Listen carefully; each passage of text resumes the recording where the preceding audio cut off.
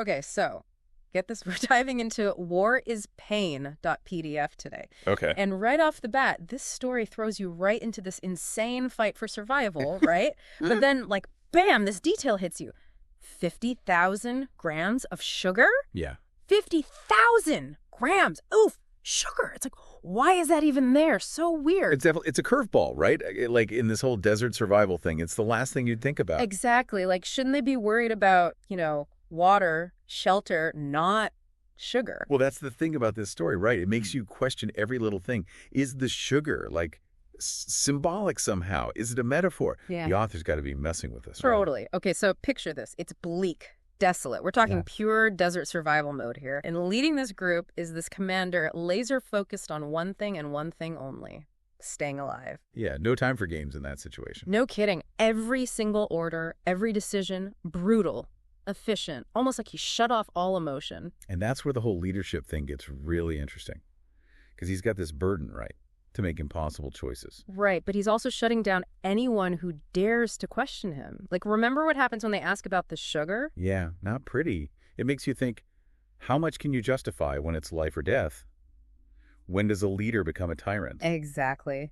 And is it even possible to lead in that situation without, like, breaking a few rules? And that unwavering, like, conviction he has. You really see it when they escape. I mean, talk about resourceful. Dude staged a whole fake rebel attack. Genius. Yeah. But cold. Ice cold. Creating a whole narrative, not just for whoever finds him, but maybe even for himself. Like, he had to believe it to sell it. What's he hiding, though? Is it deeper than just saving his own skin? And where does this sugar stash fit into all of this? It's like this looming question mark hanging over everything. And just when you think you're starting to get this guy, the story throws a total curveball. Oh, yeah. It's those soldiers he left for dead, right? Right. After that whole rebel attack thing. Turns out they're not so dead after all. Which, like, makes you think about the whole idea of, like, who controls this story, Oh, totally. The command. He puts all this effort into making everyone believe he's the sole survivor. Right. Escaping this crazy attack. Right. But it turns out reality's got other plans. And this is where things get really wild. They find him holed up in this farmhouse, middle of nowhere. Isolated. Alone. Surrounded by, you guessed it, mountains of sugar. It's like all those choices he made, that sugar, it's all come back to haunt him. In that farmhouse, that should be safe. Right. That's the thing. It all comes crashing down around him. And those dead privates, let's just say they're not there for a reunion barbecue. No, no, they are not. The tension in that scene, man, it's palpable. They torched the place. With him inside. Talk about brutal. It's interesting. A lot of stories, they do revenge quick, clean.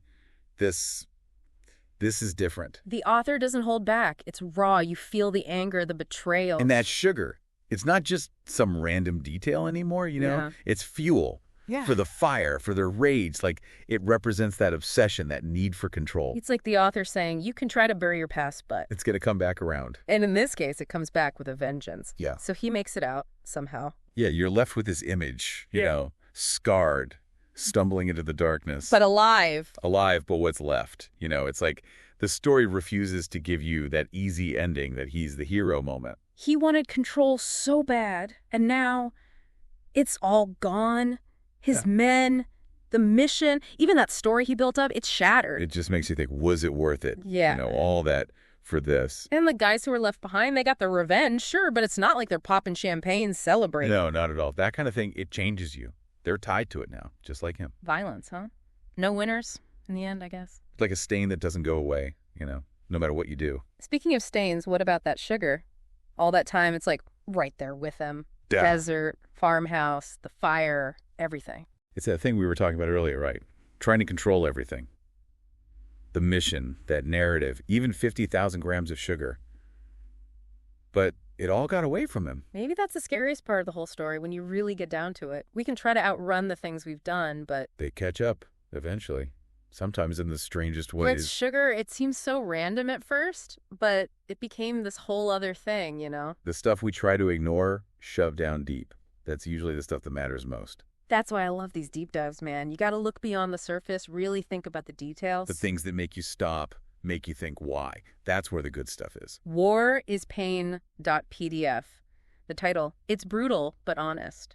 And sometimes Those tough questions, those are the ones worth asking. This story, it doesn't hold your hand. It throws you in the deep end and says, figure it out. And that's okay. Exactly. The best stories, they stay with you, make you question things. Truth, justice, even just surviving. Like that 50,000 grams of sugar. Never would have thought it'd lead to all this, huh? And there you have it. So next time something in a story throws you off, don't just brush past it, dig in. You never know what you might find.